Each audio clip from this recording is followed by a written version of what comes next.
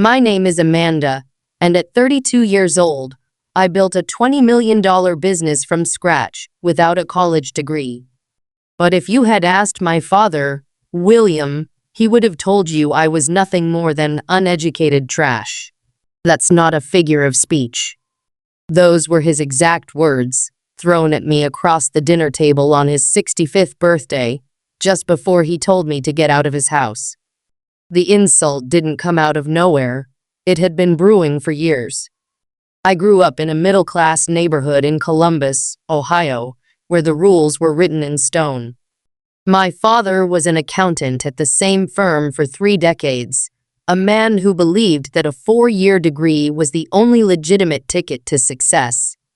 My mother, an elementary school teacher, didn't argue with him. She reinforced his beliefs with quiet nods and careful, approving smiles toward my siblings, Thomas and Jennifer, both of whom stayed firmly inside the lines he had drawn. But I never fit neatly into that mold. Even as a kid, I was chasing ideas no one else understood. At 10, I ran a lemonade stand, not just with one flavor, but with an entire menu and loyalty punch cards for returning customers.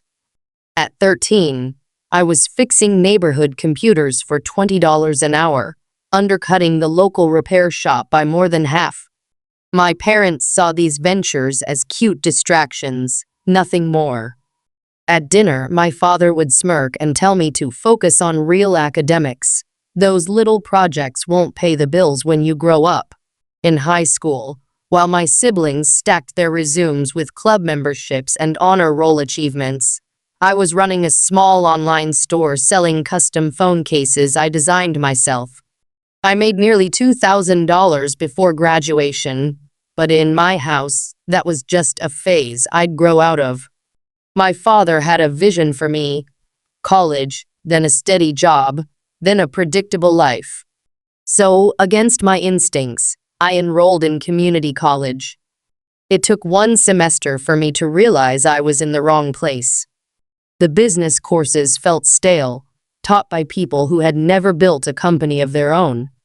I craved the real-world problem-solving I'd experienced in my side hustles.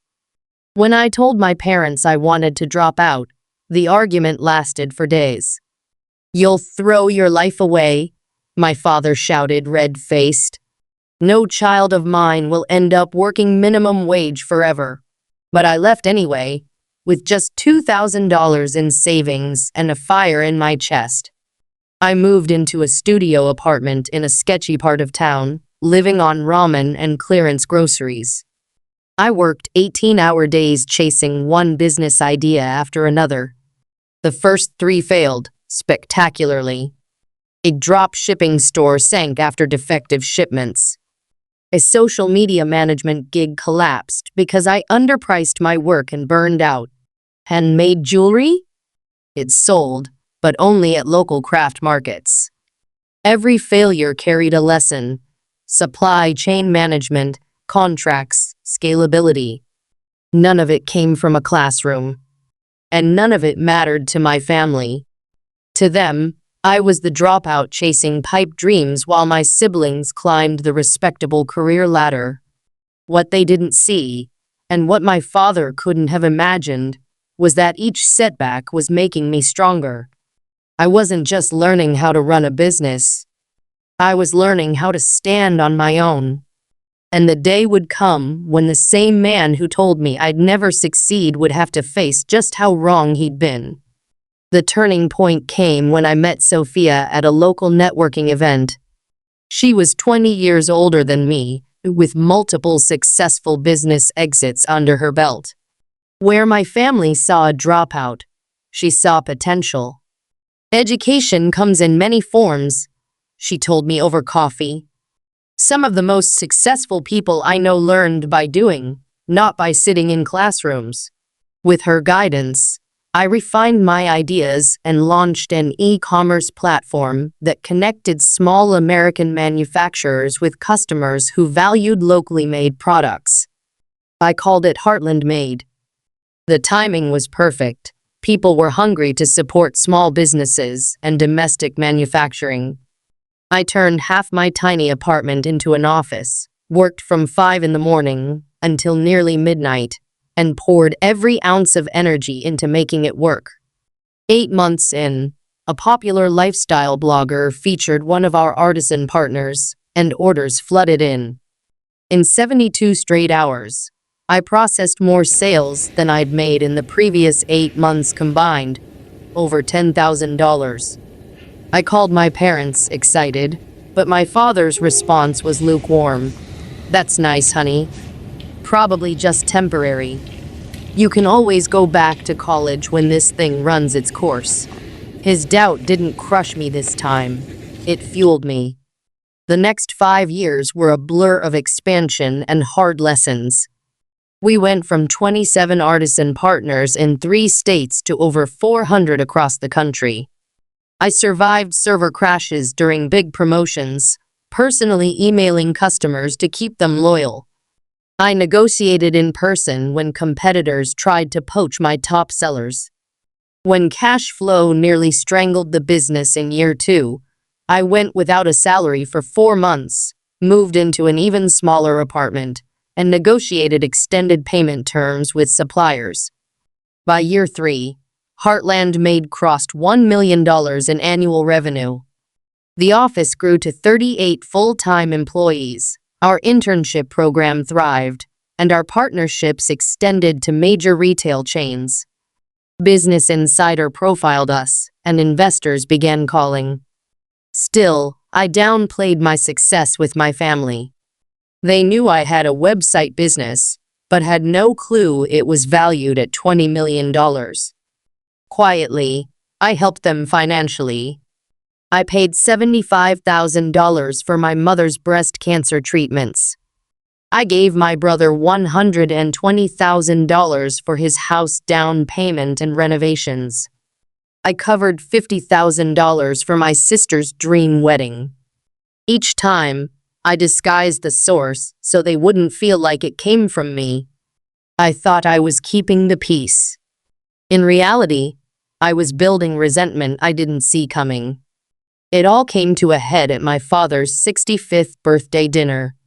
I brought a gift, a fully funded retirement account, along with the truth about my business. Heartland Made was recently valued at $20 million, I told them. The room fell silent. My father's face hardened. My brother smirked. My sister avoided my eyes. Instead of congratulations, I got accusations. "Some of us work real jobs with actual qualifications," Thomas said. My mother murmured that she still wished I had finished my degree. When I revealed I'd been the one paying for their medical bills, weddings, and homes, they erupted, not in gratitude, but in outrage. My father's voice rose with every word until he spat the sentence that burned itself into my memory. "You're still just uneducated trash who got lucky. Get out of my house." I left without anyone stopping me. Not my mother. Not my siblings. And as I drove away, one truth sank in. I had built a $20 million business, but I was still the family failure in their eyes. That night, something in me broke, and something else started to take shape. I spent that night alone in a hotel room in my hometown, staring at the ceiling and replaying every word from the dinner. The rejection stung, but what cut deeper was the realization that no amount of sacrifice, success, or quiet generosity would ever earn their respect. For years, I had been funding their comfort in secret, nearly $300,000 in medical bills, housing, and celebrations, thinking it might someday bridge the gap. Instead, it only fueled resentment. The next morning, I called a therapist, Dr. Richardson, who helped me see what I'd been too close to notice. My success had threatened the family hierarchy. In their eyes, my achievements didn't fit the script they'd been writing for decades. My father's identity as provider and authority figure was shaken. My mother had enabled the dynamic by downplaying my wins. My financial help wasn't viewed as love. It was viewed as charity, and it wounded their pride. A week later, I made a decision. I would protect my peace, even if it meant creating distance. I packed my belongings, left most of my old furniture behind, and moved into my beach house in Naples, Florida, a property I had bought the year before as an investment. The warm, salt air, the wide Gulf view, and the complete absence of judgment felt like oxygen after years of suffocating expectations. I filled my home with handcrafted pieces from heartland-made artisans. I walked the shoreline at sunrise. I became a regular at a local Cuban coffee shop where the owners knew me by name, not resume. Running my company remotely proved easier than I expected, and my leadership team thrived with more autonomy. The physical distance gave me emotional distance too. I no longer made decisions with my father's voice in my head. 3 weeks later, a Naples Business Journal profile on my company went viral, picked up by major outlets, and even reprinted in my hometown paper. Suddenly, former classmates, old teachers, and extended family members were reaching out with praise. And then came the messages from my parents. "We're so proud of you, dear. Always knew you had it in you." There was no mention of the insults, the dismissal, the night they told me to get out. When my mother suggested they visit, I agreed, but with one condition: we would have an honest conversation about what happened before moving forward. They accepted, but their tone made it clear they wanted to put it behind us, not truly address it. Over lunch at a beachfront restaurant, I reminded my father of his words. His apology was brief, qualified, and centered on his own surprise, rather than the hurt it caused. My mother claimed they had always been proud, but just worried about my lack of a degree. I listened, set my boundaries, and invited them to see my home on my terms. As they walked through my beach house, admiring the ocean views and artisan decor, I realized something I had never felt before. Their approval no longer had power over me. Whether they saw me as worthy or not, I knew I was. In the months that followed, I kept limited contact, short weekly calls, nothing more. My sister eventually apologized, and we began building a more honest connection.